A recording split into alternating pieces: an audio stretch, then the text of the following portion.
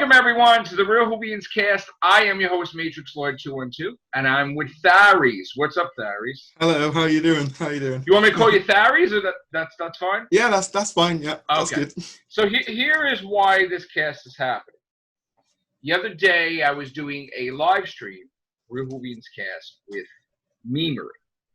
And there's been stuff going on in the Whovian community that I kind of try to stay out of it. But then sometimes I get into it because I'm like, I don't like certain things going on. So I wasn't really sure what the hell was going on with Noel and Tharries, like the whole true story, but the whole big thing. But I kind of went after the kids, and I said some stuff on the stream. I kind of cursed you out a little bit. I do apologize. That's all right. I said a lot of things that were not nice. All right. Yeah. But you weren't to know. That's the thing. Right. I mean, look, I was defending. I was defending Noel. I was worried. Whatever. There was a point in time when they were friends, and then I was friends with Noel, and then me and Noel were not friends, and then he came after me. He don't even remember that. And then, then they were enemies. It's the Whovian community is like weird, like a weird mixture of you don't know like, what year everybody's friends or whatever. So here's the thing. I have to clear up some things because I want to be genuine with my audience, and I don't want to send the wrong message. And I felt that when I did the live stream, I kind of came hard on Tharries, and I wanted to put it out here to the public. Now, this has to do with me and Tharries, not with Noel and Tharries. I would want to get them together to talk.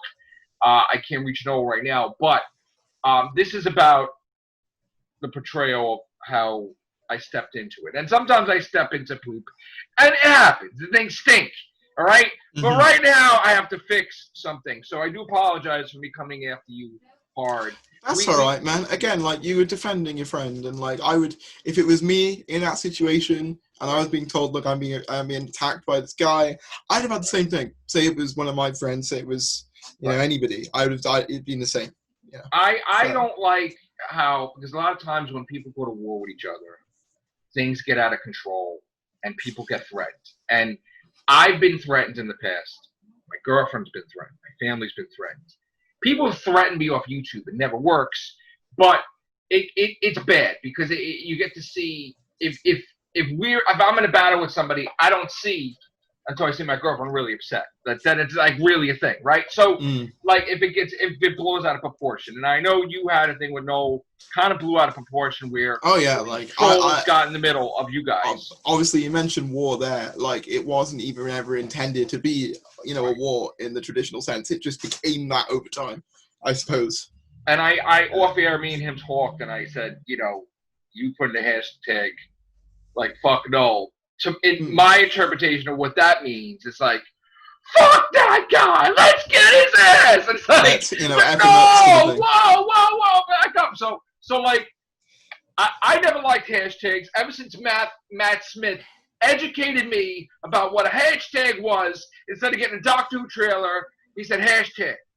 That's what made me hate hashtags. We should have got a damn trailer for Doctor Who. He's like, this is a hashtag. I'm like, what the hell is that? So, I don't... That's why the reason I use them on Twitter, at least, is because, obviously, it can help bring people, like, certain audiences to, like, the tweet that with Instagram, hashtag... But, like, they're a necessary evil. Like, I don't like them either, really, but it's the same with tags on YouTube. When you use tags and you upload YouTube videos, they can help with search terms and things. I don't like doing them because I don't really know what ones are good, and they never really, like, explain the hashtag... revolution of the Whovians was Noel's, but then somebody tried to steal it, which I hate that. When people steal hashtags, which I hate hashtags. We've had a Who fire about that, and we had to have a whole thing. Was like, and things got resolved, and people were friends again, or they're civil. But anyway, I heard about the whole revolution thing. Obviously, I really think it's slimy to take it from Noel because that's his.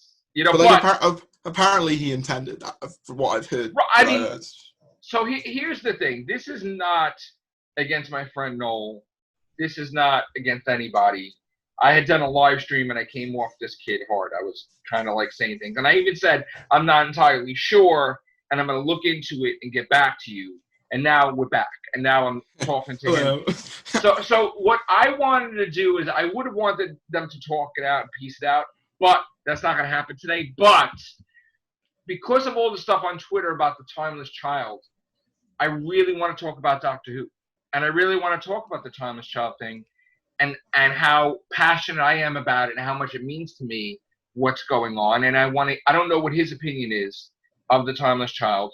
So, and again, just here's the thing. This is the neutral zone, okay? If people are going to come in here, and this is the Real Whovians cast, you don't have to get along. You're going to talk about Doctor Who, and you like it, you don't like it, I like it, I don't like it. The opinions of each other doesn't matter, okay? If we were doing a Who Fire, like I did, people battling, okay, that's a different format. But I'm not interested in all battles, okay? I'm just interested right now in the Real Whovians cast. We talk about Doctor Who. So let's talk about an alien who flies around in a box. Let's talk about the Timeless Child. Now, yeah, let's do that. We're going to talk about the Timeless Child as the two-parter that it is, really, because the Timeless Children, the Ascension of the Cybermen, whatever.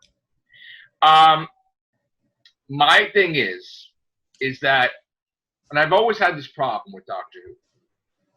I remember Adric dying in Earthshock.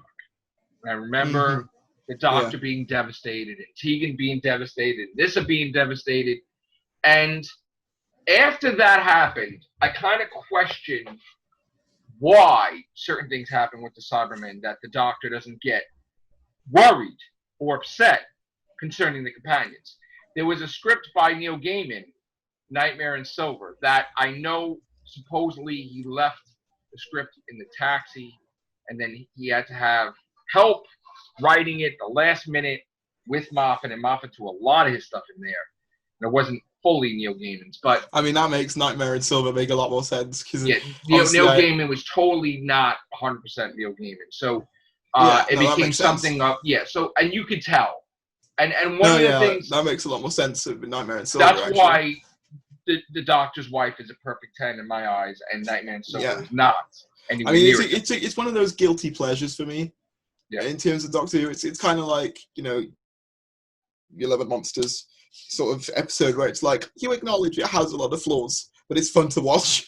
Don't get me started with that. Don't get me started with that. I'll be talking to your friend about that one. Yeah, so anyway, all right. So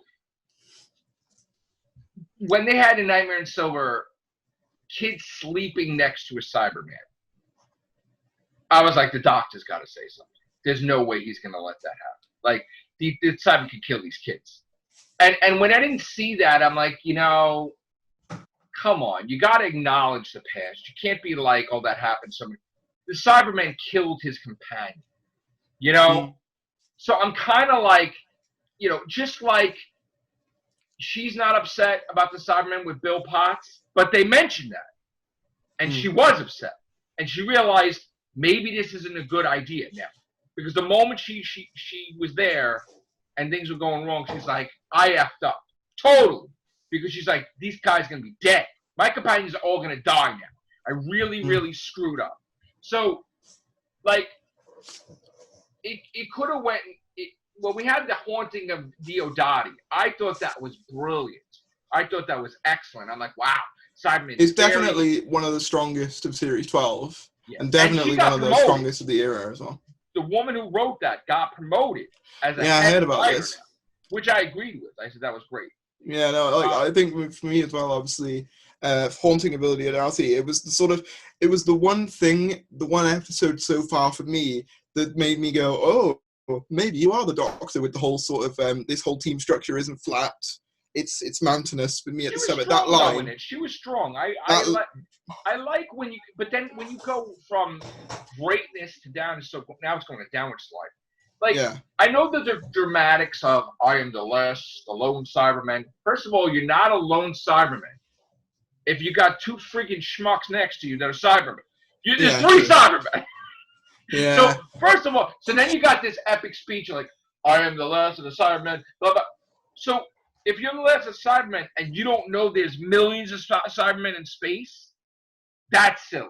So that bothered me too.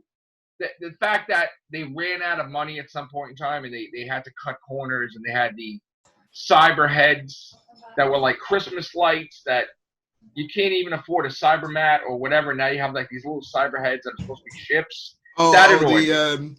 The cyber drone things. Right, that was dumb. I was they looked ridiculous. that was terrible.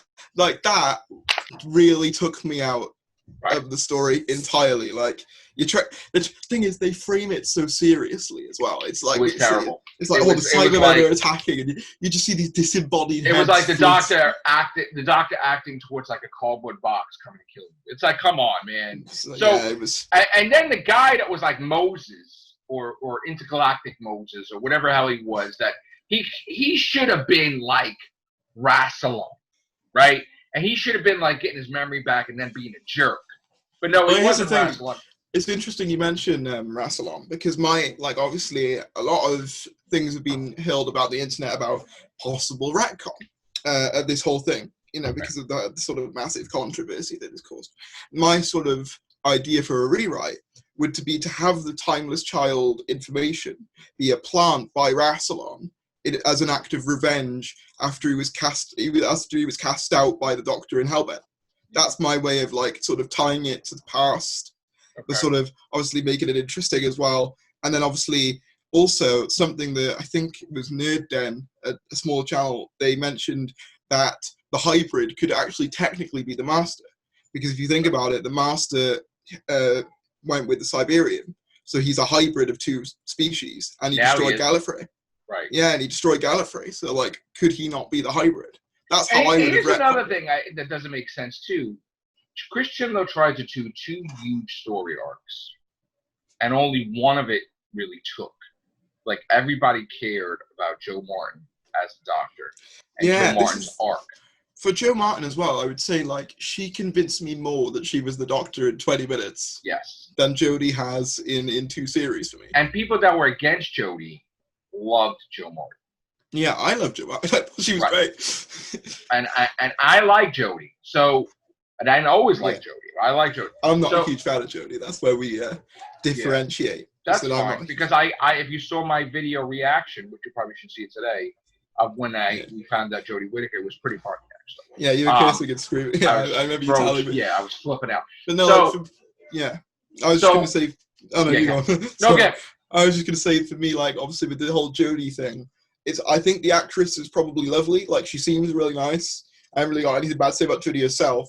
I think the performance for me, it's just a little bit sort of stilted, and I don't know whether that's because I think it has to do with the showrunner, because the showrunner is the director of I know how he wants her to be a doctor. Really. Chibnall said to her as well, didn't he? Don't watch any of the other stuff. He I think that might have that she didn't agree with, and this is why I'm not against her.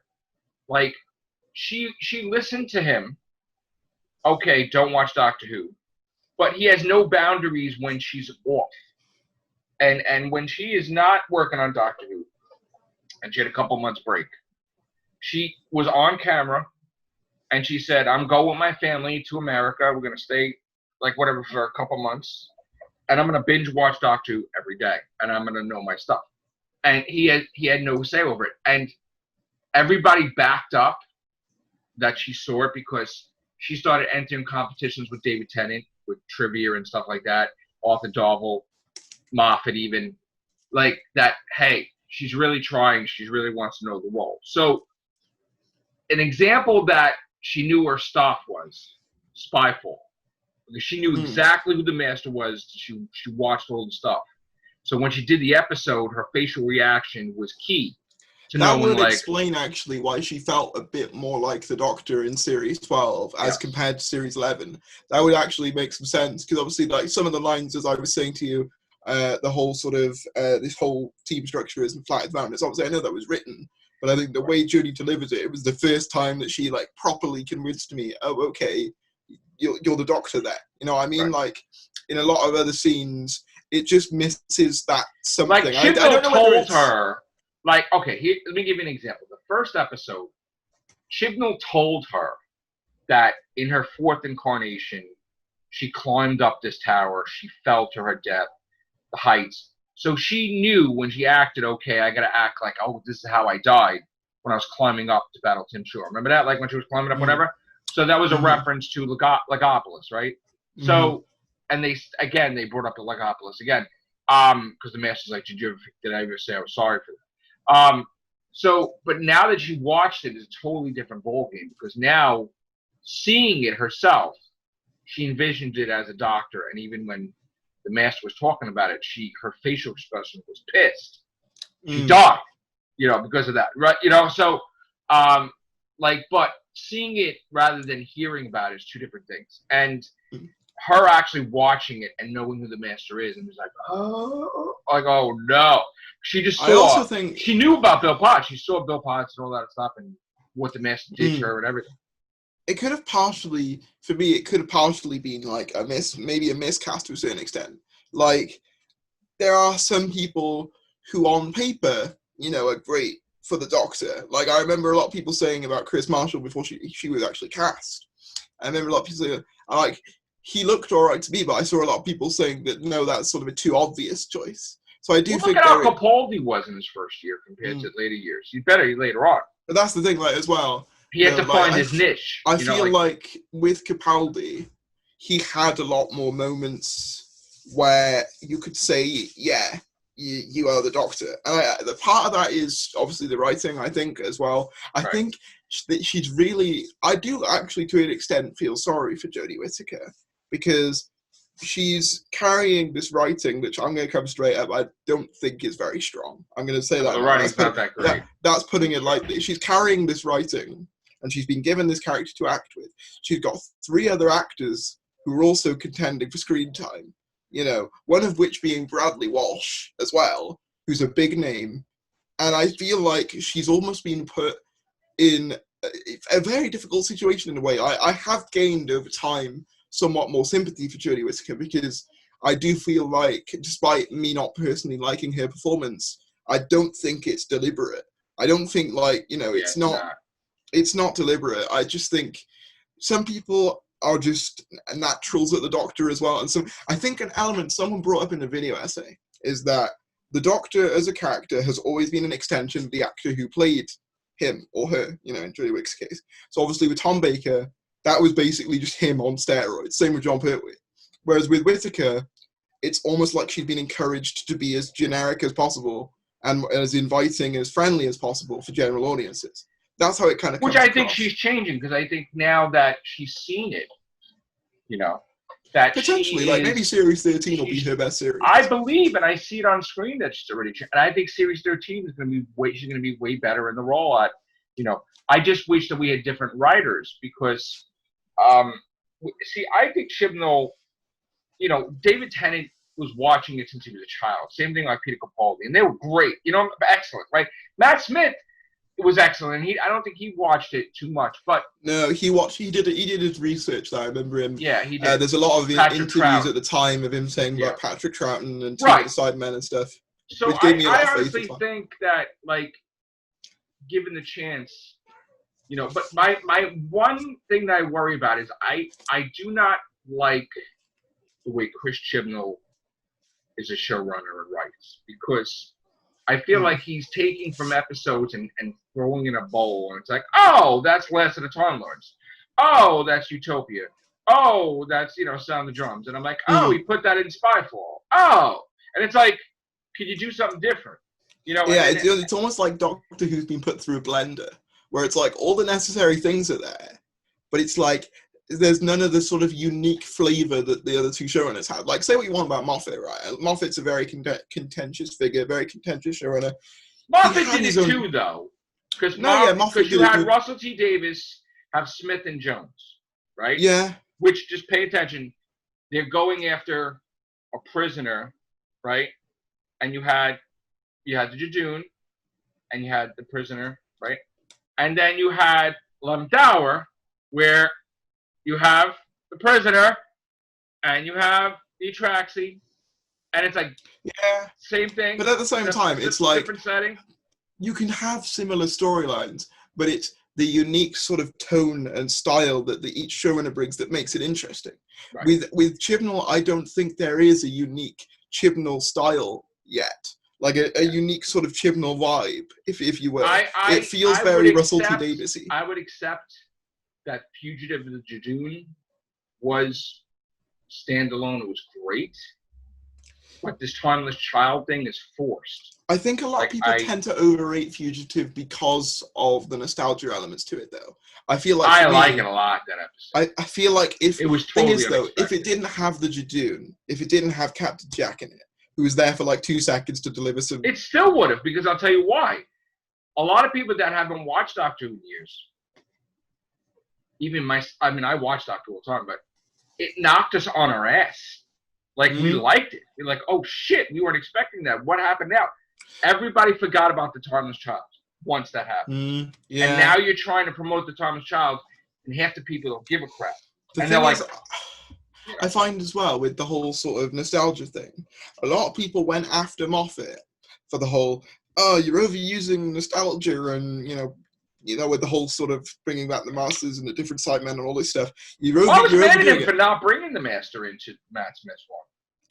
Because I thought that with Matt Smith, he kind of wanted Matt Smith undefeated, like couldn't be. I wanted the Dream Lord to come back personally. But I thought the Dream Lord would have been the Master, and the reason why I say that is, technically, in my eyes, the Dream Lord isn't the Doctor, because the Dream Lord physically controlled the TARDIS with his hand. Yeah. That's not an illusion. No. That's true. And then he went away. So I always thought that after John Sim, it would be the Dream Lord transitioning into a good, and then going to Missy. But then again, I always thought David Morrissey would eventually turn out to be a Doctor. Who? I always thought David Morrissey would eventually turn out to be a Doctor. I did too, because I felt that the cyber stamps were accurate, and at some point in time, he would take that face. That's why I got confused. Cool. But you could that is one of the pros to this whole Timeless Child thing. Is even though I don't like how they went about it, that is one of the pros that I've seen, is that you can make anything canon now, and that's something that a lot of people like. I don't believe that 100%, and because here's the thing: back when Russell T Davies, well, no, I don't believe it, but I know that it's a lot. Russell T Davies was not allowed. There was somebody that was in charge with Doctor Who that told Russell T Davies no, he could not make that woman the Doctor's mother. He was not allowed to do that, and he was going to do that, and he was not allowed. So somebody stepped in. Wait, what was that, sorry? In when there was the end of time, and the woman was supposed to be the Doctor's mother. Oh yeah, and he was going to make her the Doctor's mother, and somebody from Doctor Who, somebody that has polls, somebody has say, told him no, he couldn't do that. But then my question would be, where was that person when they introduced that that's dude? why. Well, here's the thing. That's why I still believe, because I don't believe that that's real. And I'll tell you why. We've never had Chris Chibnall come out and say that this is it. We've had a madman named the Master who already told us that the Doctor was half human, which was bullcrap in itself. And now he's saying all this stuff when he's talking about it, there is no thing that connects the video to saying that this person is the Doctor. It's also very convenient that a lot of the footage just gets deleted. It's like, oh, it's just gone. Yeah, and another thing is on one hand, you have the Time Lords communicating constantly, tracking Ruth. And if they're communicating every single day, how would they not know that Gallifrey was destroyed? If they were able to talk to Omega in another universe, antimatter universe, the technology is superior to anybody. They would not know, oh my God, the Master just attacked us, we're dying. So there's something going on where I think that the Master is mistaken, and I think that somebody is playing, which you've never seen anybody really manipulate the Master. I think people are making the Master believe maybe they rescued Missy or whatever. I don't, because Big Finish now is not, now we learn it's not canon really, because they're making up some weird stuff, and that's not what Chibnall's doing. It's not canon. It's not canon. So okay. I like to think that some stories are. Like, you can still Chibnall's doing what he wants, right? So the thing is, it could have been that the Time Lords, maybe Rassilon saved Missy, and as part of saving Missy, they kind of manipulated her mind when she regenerated into thinking that Gallifrey was destroyed. Because here's the thing, they escaped the Pocket Universe. They were at the end of the universe. They were hiding in Hell Bent. So they already got out. They said once they get out, they don't want to go back in. They had to get out. So it's also it's a lot easier if you go back and watch Spyfall Part 2, I think it is, where the Doctor goes to Gallifrey. When she goes there, it's a lot easier than they make it out to be to get to Gallifrey. Like, obviously, you see the TARDIS struggle like a teensy bit, but it's pretty easy to just go whoop, and she's there. But it's like, let me just say about my like whole sort of opinion on the arc. Say it is canon. Say that they do make it. It is 100% confirmed. There's not going to be any sort of changes to it. Let's say that this is it, and it doesn't change. I'm not saying it will, but if it say it doesn't, my thing is, I think the idea of the Time Lords experimenting on somebody for regeneration is a cool idea, because the Time Lords have always been shady. You know, they've always been like relatively shady beings. Like, even if you go back and watch the War Games, they're not necessarily framed as, you know, good guys. But I know. Like, so they've always, to some extent, been shady. But I doubt their whole like society is built on the fact that this one's killing this kid over and over and over again for the generation. But I mean, you know, you say that, like, if they were willing to get as bad as the Daleks in the Time War, then. But this is saying that they were very bad to begin with. Now, here's the thing. It's like, I mean, yeah. But if they were willing to go that far, then there must have been people would put you on trial if you were killing a kid over and over and over and over again. You wouldn't make you the top 3 Time Lords to decide the whole Time Lord society. No, I mean, I have a problem with that, and I have a problem that I don't know. Is Chibnall? I mean, Chibnall's married, right? But he doesn't. He's not a father, right?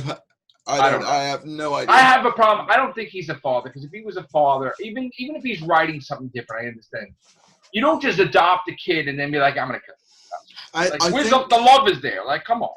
My issue is, though, with the whole sort of time child thing, I was like, obviously, I think there's elements of that could be cool and interesting, but it's the fact that they make it the Doctor is where my real issue is. I don't think it's the Doctor at all. I mean, but I'm just saying, say it is, and like, say that's what they go with. Like, say it is. Like, my issue with that is the whole sort of, not even, the pre-Hartnell thing is a factor, but the main thing is, it makes the Doctor way too important. Way too important. Well, the Doctor, here's the thing, the Doctor was always important.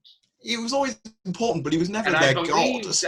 But I don't believe, here's the thing, like, from the Sylvester McCoy episodes, they made it like he was part of ancient Gallifrey. The thing is, a lot of people cite those McCoy episodes as, he did know about the tireless child all along. It's like, well, he didn't.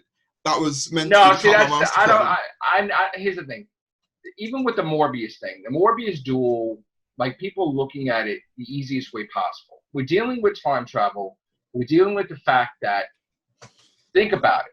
The first Doctor encountered the second, the third. Now, I know the memory is hidden because it will affect the timeline.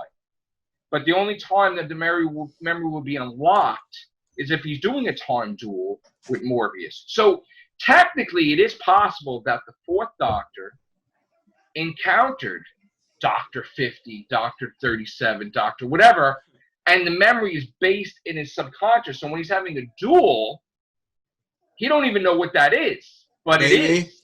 I always assumed that the Morbius incarnations that have now sort of been canonized through this. I thought they're future Doctors because I always thought they were Morbius incarnations, but that's just how I always. No, I always thought they're future Doctors because the thing is that it doesn't have to be like one way. Time is both ways, future and the past. So you're interacting with your future self. So the whole thing is that. But then, if that's the case, you could make the argument that he should have seen Peter Davison. He should have seen Colin Baker.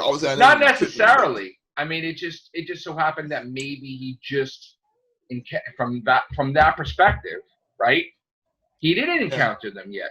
In that point, actually, as well, thinking about it, he could have encountered those Doctors. The 4th Doctor doesn't really encounter many other Doctors because obviously in the 5 Doctors he gets teleported away. After Sarah, he encounters them. What I'm saying is, at that point in time, there could have been hidden inventions where he encountered those Doctors before. Maybe. I am a bit sort of dubious about the whole sort of pre-Hartnell thing, mainly not because of the sort of. I don't believe there's anything pre-Hartnell. I personally don't either. I personally don't, but I think my whole sort of issue with it is if he/she went on the whole journey of becoming a good person and fighting for good before, then why should we care when William Hartnell does it? Like, that's my whole argument with that. It's like, if you've already done it time and time again, what makes the William Hartnell time any more different or special than the others? And like, I think it just devalues it a little bit. Like, that's the way I view the Doctor's timeline is this, right? You say you have a straight line, right? You have 1, 2, 3, 4, 5, 6, right? So the way I see it is, you're going to have the 8th Doctor, then you're going to have the 9th Doctor, 10th Doctor, right? When the whole thing happened with the Sisterhood of Karn, he could not regenerate. Something stopped him from regenerating. They had to give him something to make him regenerate, which I personally count as a separate regeneration, like one regeneration in a cup, because when the job was done, and it was only for that job, his real regeneration kicked in. Like, he wasn't dying, he wasn't hurt, the mission was over. So now your regeneration that's been held back kicks in. Maybe it was the fact that nothing was wrong with the regeneration, where actually the Sisterhood of Karn lied to him. I think they put a regeneration in there to alter the outcome of the Time War. And Potentially. And you would have it where it was always 8 was going to be 9, but now with time travel, you stuck a Doctor in there, which Moffat always said, think of it as a fly that lasts 24 hours or whatever, not to count it as that. But everybody started counting it, like, oh, should we count this as 11 to whatever, like all this stuff now. So things got messed up, and Moffat was kind of wrong on the regeneration too, because Neil Gaiman's script in Nightmare and Silver, there was interaction between Mr. Clever and the Doctor, and the Doctor's like, I could regenerate right now and wipe you out. Look. And then Mr. Clever's looking into things like, you got a regeneration. You can. So there was a regeneration there. It was there, in there. So what the hell happened to that regeneration? Now, again, you could say all these things like, you know, he gave it to River or different things, but it would kind of confuse the subject because it was like, whatever. But there was a regeneration there. I don't know where it went. So now, even the thing for me though, like, obviously with this whole thing, it just does become a lot more difficult if, like, say, the whole time travel thing is canon. It does make it a lot more difficult to sort of, obviously with you justifying it by saying, okay, maybe the War Doctor, obviously that was. Well, the way I look at I'm concerned with Joe Martin. I'm not concerned with I'm concerned with Joe Martin, because Joe Martin, I feel if you could. I feel like she's 14 personally. That's me too. How I do too. But if she wasn't, and if you could implant a Doctor without affecting the timeline, right? Like, say, War Doctor was never there, then he's there. It doesn't affect the other Doctor in the least because he doesn't remember whatever. Then you could also insert another Doctor somewhere, and then. I mean, yeah, true. And then we're like, here's the thing. They said that the Doctor could revisit the faces, right? So you could have, let's say, had the second Doctor die, become Joe Martin. The Time Lords are like, shit, this is not supposed to happen. Give it a regeneration to make him regenerate back into the second, and then do the War Games thing, and then you have, you know what I'm saying? Then you have, like, the whole thing where he regenerates proper into the third. Yeah, I've heard the 6B theory. It is certainly an interesting theory. Like, I personally wouldn't like it to be the case because I know. I'm going with the thing. She's the 14th and she's lying. That's kind of what I want. Well, not even so much that she's lying, but what if? No, she's definitely lying because she can't. At the end of, like, 13's final story, what if her memory gets wiped, and that's why she doesn't remember 13? I think there's something to do with. I think that the Timeless Child is the Master. I do too. That's what I want. That's what I. It's not perfect. Or the Ronnie, because the Ronnie doesn't care about experimenting on people just like her mother. So, like, I was saying it's either the man, because that has to have some type of trauma. Well, exactly. Regardless, there's got to be trauma, and that would explain a lot about the Master in regards to why he's always craving, but he's always craving immortality, though, the Master. So the Master doesn't have any value for any life. No, but like he's always wanting constantly more. on a whim. But he's always wanting more, isn't he? He's always wanting to extend it. Maybe that's because at one point, subconsciously, he knew he had it, and now he can't get it back, and that infuriates him. That would make a lot of sense. And it can make sense that the Master came back from death because he's a Timeless Child. And it would also make Church sense of as Saxon and all to, that other stuff. obviously a lot of people have said, well, how did he survive getting laser shot by the John Sim incarnation? Because Well, that I the believe because she has memories, because that's why she had the device. Yeah, true. But the John Sim incarnation says, don't even try and regenerate. But that would also explain how she got out of that, how she regenerated. Because she had the vortex manipulator on. I mean, yeah, but also the fact that, like... The vortex manipulator absorbed the Dalek blast, if you remember. Yeah. And absorbed the Brigadier's blast, if you remember, from the Cybermen. She didn't die either. True. It could have hurt her really, really bad. But absorbed it where it wouldn't kill her. So I think she did regenerate. And I always said that because when she has that on, even the doctor said, when Capaldi's doctor, he used the energy from the blast to zap out of there. So she did that with Clara. Clara had a vortex manipulator on, which is familiar. Remember that? She didn't get killed. Missy didn't get killed. She got blasted by the Brigadier. She didn't get killed. It absorbed most of the blast, you know?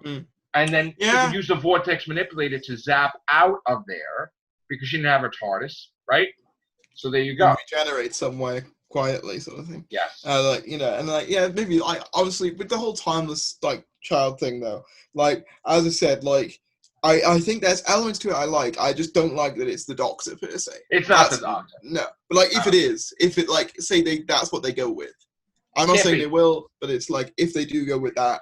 That's what I don't like about it at its current state. As more develops, I mean, it could obviously. I honestly think that the whole thing is a lie. That the Timeless Child is going to be a villain that the Doctor's going to battle. It could not be the Master. It could not be the Ronnie. It could be a separate thing that's trying to just make it so they can get Gallifrey secrets. With the Timeless Child being the Doctor, it was so predictable. It was so bloody predictable. We could find out that the Timeless Child is in a jail cell by the Jadoon.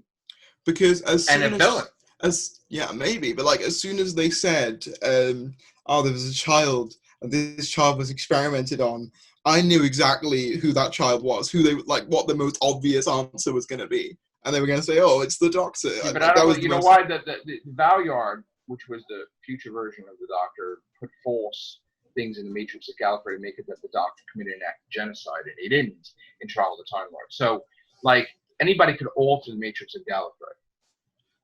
Well, that's why I said, did I say it off air or on air? I can't remember. I said if they wanted to retcon this, have Rassilon be the one who put that there, so that was his way of getting back at the Doctor by having that light. And the Master too. It would make a lot of sense. Pissed, right, and the Master want to kill him. The Roof Doctor, if you wanted to, obviously I don't want her not to be the Doctor, but let's say she wasn't. What if she was a sort of supporter of Rassilon? Because when the Doctor left, they were like, "What the hell, man? You got rid of our president." I honestly think she is because here's the thing. Everybody's the deal with Chibnall, people getting it wrong. It's not a 5-year deal. It's a 5-series deal.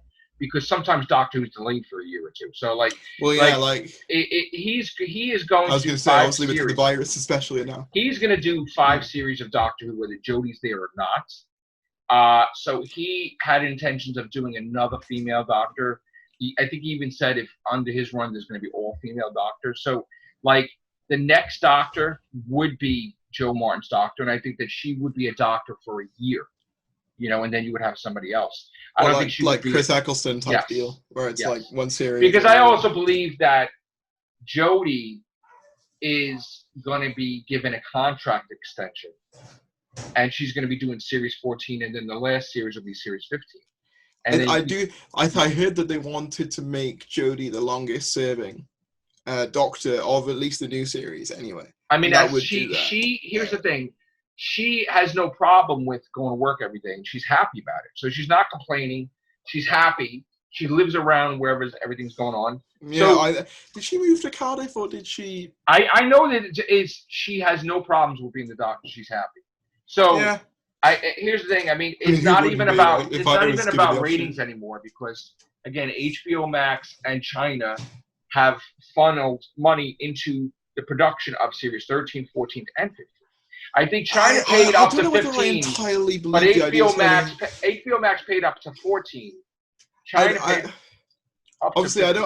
I know that HBO Max obviously gave a huge amount of money, but I don't Up believe... to 14 HBO Max. I don't know whether China is up to 15. Believe the idea that the ratings don't matter at all. I think they don't matter because here's the thing. I'll tell you why it don't matter.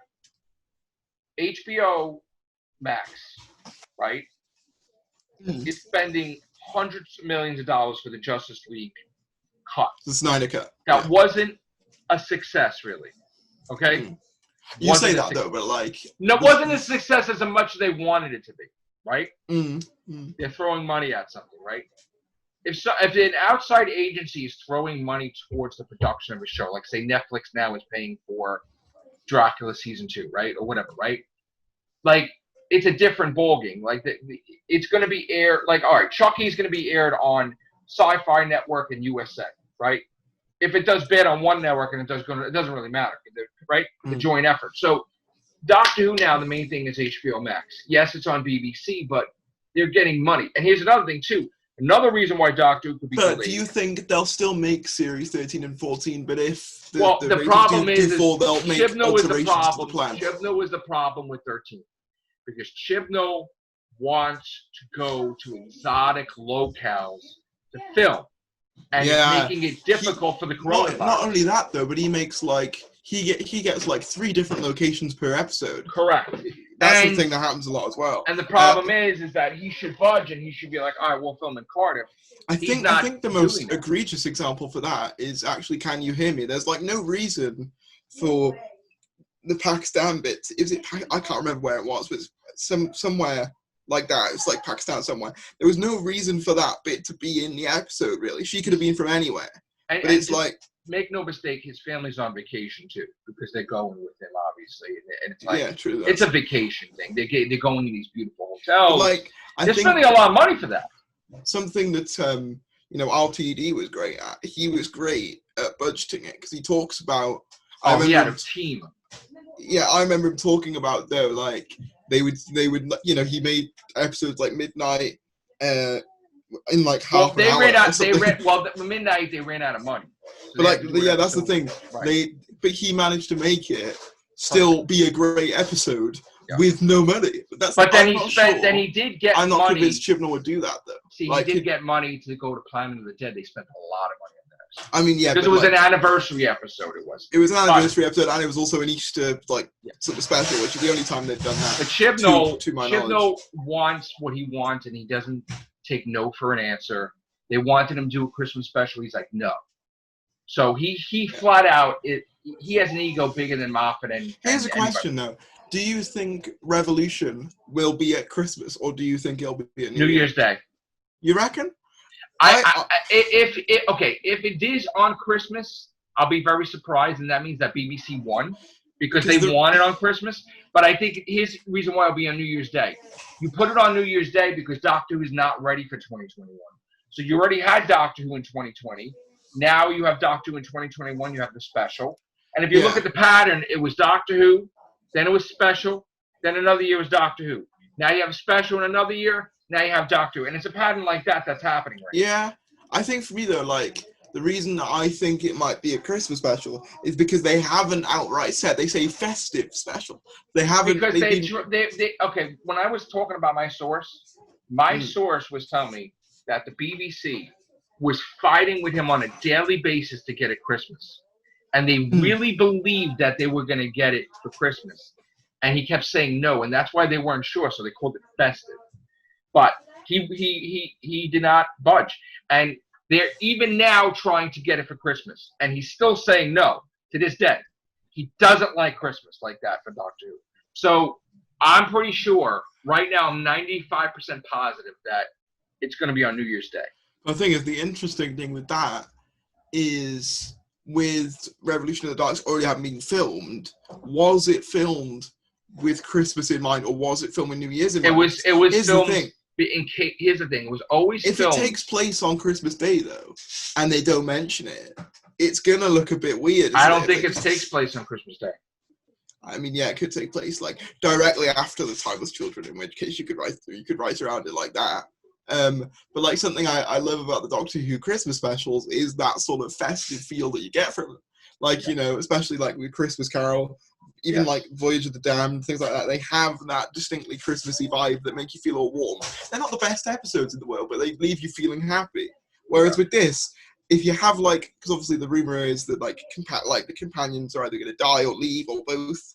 One might die, one might leave. It's going to feel quite somber if that happens. Well, here's the thing about that. All right, so I always felt that they purposely did the special, they filmed it, they banked it because they knew there might be a problem with the next season because he already had a problem. He made a promise he was going to put out a series every year to China when he got the deal on HBO Max and all that stuff, but he wound up not doing that. Like he came out, right, and it was 2018 was series 11. Then it was the special in 2019, and then series 12 in 2020. So he always has a problem with getting a series out every year.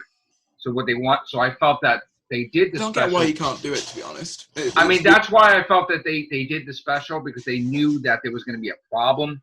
So because here's the thing as well, in regards to doing it every other year, people are fickle. They forget about you. Like series 11 had so much momentum behind it. Like even though the series I think generally is like probably one of the worst we've had. I think series 12 is better, but I think series 11 is probably the worst series we've had, New Who wise. Right. It's even despite my sort of personal feelings towards it, it did get people talking. I can't deny that. It got good ratings, and obviously I know ratings aren't everything, but it's like it feels to me like you shoot yourself in the foot by when you have a year off because they didn't capitalize. So he's trying to do it like it looks good on paper. He's trying to do it like, oh look, I have Doctor Who every year. See. And it's series 11, but it's special, not. series 12, but special. The thing is, I know, but he's manipulating the system. When you have like a special and then nothing, it's like, people are That's like, why they felt they already had Doctor Who this year. So why put out a special in the same year? Maybe, but it's like, wow, the Daleks, and then you don't see them. Like we haven't seen the Daleks again. It's different this time about the Daleks because the stuff that they showed us is like people are dying. They're like blasting. It's going crazy. It's, oh my God, they're on Earth. What was happening? So, like, there's going to be this is going to be fallout from the special last time. Yeah, like, imagine though you're a general audience member and you see Resolution and you're like, oh, I can't wait to see what happens with the Daleks next. I want to see, do they come to Earth? Do they get the signal, whatever? And you've got to wait, 2 years to see them again? You're going to forget by then, aren't you? Well, the thing is, too, that it's supposedly this special may not take place right after the Timeless Child. Maybe. They said that would be interesting. They said something about I think it was the composer slipped up about the placement of the special. Like, it might not be a follow-up right after. So, this might be... I have people giving me the occasional bit of information, obviously. I always take it with a massive grain of salt when you get these things, because you can't be like, this is definitely happening. Like, remember when everyone thought a musical episode was going to be in Series 12? Oh, God, please don't. Remember that? I know, yeah. It was like, you know what I mean? It's like, you've got to take these things. Please don't. But something that's been unanimous, from what I've been told, is the Civil War angle. That's something I've been told a lot and to my knowledge, I was one of the first people to actually talk about Revolution of the Daleks potentially being a Civil War story, in regards to, obviously, like the rumor that came out about it. And obviously, if you look at I actually thought it was that Davros is in jail. That's another thing as well. If you remember, Davros is coming back as well. The Medusa Cascade, Jejune were trying to get him a long time. And then they had Colony Sarf, remember, he came and visited him. They're trying to get him for war crimes across the universe. The thing I've sort of heard is that it's going to be like a new sort of remembrance of the Daleks, where it's like you got Davros with one faction of the Daleks, and what you call it? Obviously, the other faction of Daleks being maybe with that new Black Dalek. That's their leader, maybe. Like that's the sort of. If I was writing it, I would have the regeneration energy, because the regeneration energy is supposed to heal you completely. So technically, it's supposed to make it where Davros can walk again and not just be younger. So it would have to heal him out of the chair. So that'd be interesting. I would do a story where Davros is pissed now because it made him regenerate to normal, like of his race, like humanistic. Like, what is it, Khalid? What is the thing? Whatever it was. He's Yeah. Khalid, but like humanistic. Like he's nothing wrong with him. The Daleks don't recognize him as the leader because he has no imperfections. He has no handicap, no nothing. So now what happens is he gets arrested, and the Daleks are against him. He's pissed because the doctor's fault. The doctor tricked him. He wants to be the way he is, and he can't be now. Do you remember, though, in Resolution, they say that the Dalek that we see is one of the first out of Skaro? That's something that they say, is that he's like one of the first ones out of Skaro. So what if, right, Davros does come back, but it's young Davros, as in, like, not like Magician's Not a Apprentice kid. Davros. No, but like, he's like in his 20s. Adult Davros before he got disfigured, essentially. Right. And, like, the new Daleks are, like, I say new in inverted commas, what if they're actually old Daleks? They would obey him. Like, certain Daleks would obey him. But they're like early Daleks. But obviously, like, then you could bring in the whole Civil War angle, old Daleks versus new Daleks. That would be quite cool, I think. So that could be how they tie it all together. I mean, honestly, even though I'm not a huge fan of the current era personally, it's one of those things where I just don't like the general sort of direction and the writing and the acting a lot of the time. But for me, I can't help but get excited at the idea of a modern day Dalek Civil War. That sort of idea. I mean, it's something we want to see. We want to see them go all out and do something crazy. Because Remembrance is one of my favorite classic stories. You know, I mean, my absolute would probably have to be Tomb of the Cybermen, but like Remembrance is definitely up there for me. And like that story feels big enough in scope already. But like, imagine it with like Series 12 budget. It would be incredible. You know, I can't. And I would love to see behind the scenes, because here's the thing with the politics of it. I do believe that Rassilon did some shady deals, and to get out of doing another time war with the Daleks, I do believe that Gallifrey restored Skaro. How did it actually get restored in Magician's Apprentice? I don't really can't remember. They never explained how it got restored. Because I think they restored Skaro for them as a peace offering. Say, look, here's Skaro. You leave us alone, we'll leave you alone. And they're like, okay. And it was like a secret deal, and nobody. This is why the Daleks are not going after the Time Lords. I remember seeing a YouTube video. I don't know whether you've seen it, but it's like Dalek Chronicles or Dalek Tales or something like that. And they explain the fact that they're on Skaro all of a sudden by having basically this cyber Dalek hybrid interfering with the Daleks timeline, you know, under the sort of control of the Cybermen. That was pretty cool, but that was fan fiction. No, I know, but I kind of like that. I kind of at this point I accept that as part of my personal headcanon. Like that's what I like to imagine happen. But if it was revealed that it was something else, I'd be fine with it. I just kind of like that they sort of filled in that gap. You know, it's kind of fun. But yeah, I'm glad that the Cybermen Time Lords type is going to be gone, the Cyber Lords, because I don't like that at all. And they're not supposed to be compatible. That was always said. Here's the thing with the Cyber Time Lords, though. To me, it's like it snuffed out the final spark that made the Cybermen what they were. Because you do Cyber Time Lords, you basically get rid of their relatability.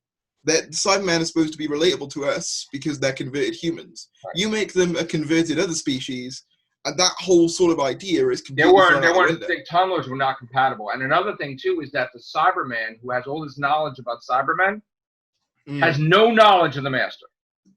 Makes no sense that they don't remember the Master and any of the dealings they had with the Master. Which that I didn't like, because I'm like, how could they not know who he is? You know? It's one of those things with that's another plot hole. And for me as well, I hate the idea that the pinnacle of Cyberman design is we're going to be robots. Like, I know that they point that out in the episode, but I hate that. I hate that that's their ultimate goal, because that makes them no different to the Daleks to me. Right. Where it's like, oh yeah, our goal is just to wipe out all organic life. It's like, well, that's the Daleks' goal as well. And now we got Captain Jack, who's going to be in the special also. Captain Jack, but like, here's the thing: do you think he'll be in Series 13? Because I don't think he will. I think he'll be in the special. I don't know about. I think it's basically confirmed though, because he shows up in one of the Doctor Who challenge videos that they He was released. on set when I did the reports with my source and everything. My source said he was on set for the special, and then he went away. I think it's pretty much guaranteed. Like, I remember seeing the Jodie versus Mandip marshmallow challenge or something, and you could literally see John Barrowman in the background, and you could hear him, because he's not quiet. You could hear him in the background, so it's pretty obvious he is coming back for something. I think it probably will be the special. I don't think he'll be in Series 13, though, because the Joe Martin will be in Series 13. Joe Martin, I think, will show up again, and I think The Sacha Master will Dhawan be might show up. Yeah, like Sacha Dhawan pretty much is guaranteed. I hope that he's kind of like the Ainley Master of the New Who sort of era. I'd like that if he just sort of popped up. He survived, but the Cyberilium thing didn't survive. It's dead. The thing is, they say, if you listen to Timeless Child very closely, they say, all of you, get in here now, and they obviously, like, something like that. So I do think they might survive, but, like, I don't know. I personally don't like the idea. I thought they looked ridiculous as well. Can I just say that? They look stupid. I said if you put the thing flat, it looks like a George Foreman grill that you cook hot dogs on with a doily. and it was like the weirdest thing. It's to me, I was like, why do Time Lords need to? Why does Cybermen we need to wear robes? They don't feel anything. They don't. And one of my friends said, the Master might have made them look like that deliberately. Yeah. Like, that might make sense, to be fair. He did. Like, that's just ridiculous. It still looks dumb, though. Yeah.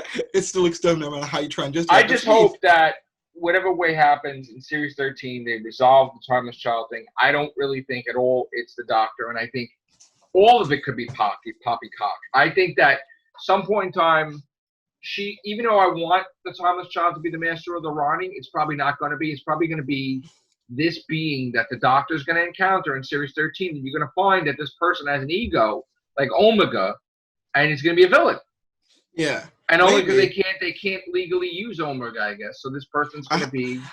I hate that, by the way, with the whole sort of Doctor Who rights thing. It's like they don't technically own K9. So you create your own guy or girl or whatever, and she's going to be, whatever, they're going to be the Omega. Maybe that's why BBC are so strict with their copyright on YouTube and things now, because they've made so many mistakes with just giving the rights to their intellectual property to other people that they're like, we can't take any risks with YouTube. So I hope the special's good. I do too. I think it is. Here's the thing, right? I don't like the current era. As I've said before, I don't like it.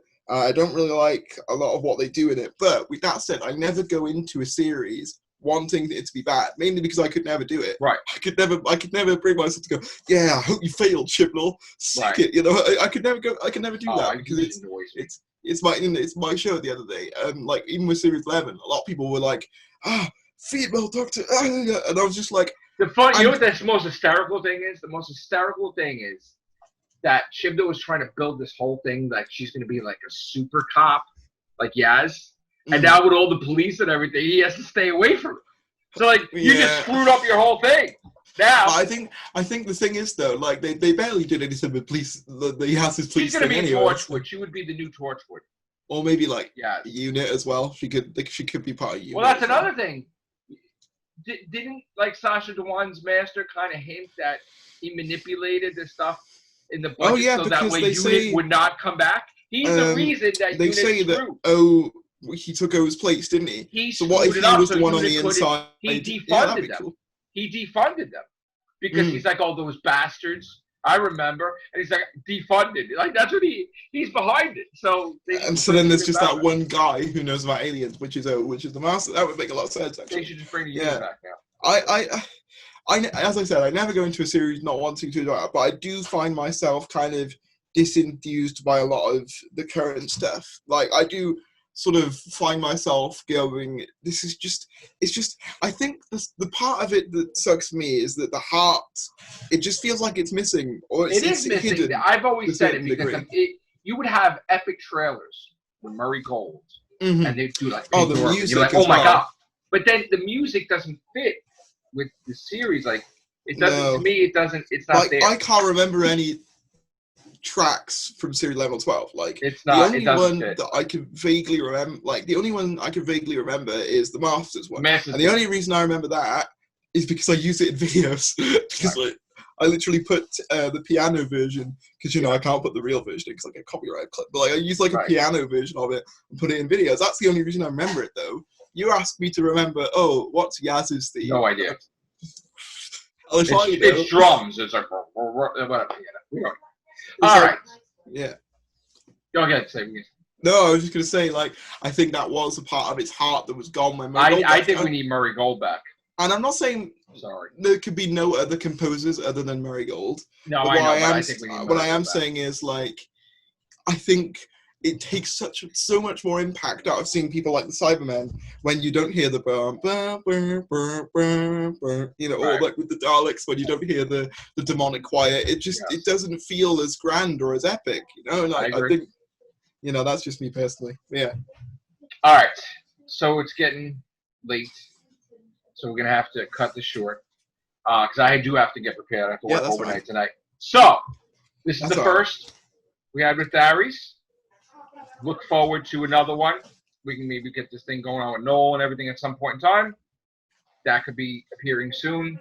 I have to talk to Noel about it.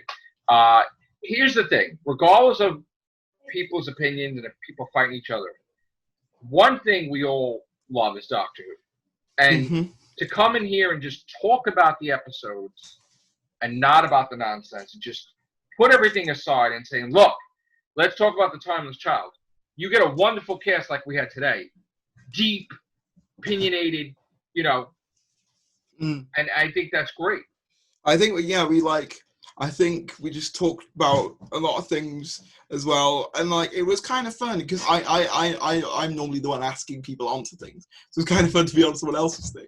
I know you were worried about talking to me at first, remember? No, well, but, like, obviously, I knew that you were friends with Noel and that.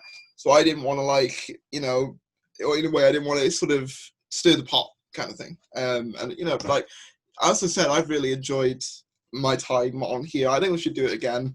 Like, but, you know, in regards to the time, so I'll summarize. I don't really like what they did with it, but obviously it could be changed later down the line. There are elements of it that I like. I think I prefer it if it was the Master. But yeah, I think everyone should be able to like and dislike what they want. That's my sort of. As big as and much as I love Doctor Who, I would have to change it because it's destroying canon, and I don't like that. So if I would ever get involved, I would change it. And I hope that Chibnall does the right thing and makes it like this. You're just trolling us, and this is all. But even if he doesn't, someone else will eventually. They're gonna fix it. They're gonna fix it. Yeah. So William Hartnell's still the first Doctor. Oh yeah, as far as I'm concerned. There's no other doctors before him, as far as I'm concerned. I think Joe Martin is going to be 14, and I'm happy with that. I would love to see a season with her. I'd love to buy a whole box set with her and everything. I would as well. I'd buy her figure. I'd buy, you know, whatever, her Sonic or whatever. I would like for them to be better at merchandising. That's something else as well. It took us like a year to get a Dalek. It was like, you're really missing out there. Action figures of everything, really. It would be nice. I don't know whether you've seen, actually. I'm planning on doing a video about this. It'll probably come out. Maybe might be able to get it out tomorrow. But there's like these the figure leaks. I don't know whether you've seen that. But there's a bunch of new B&M releases coming out. Okay.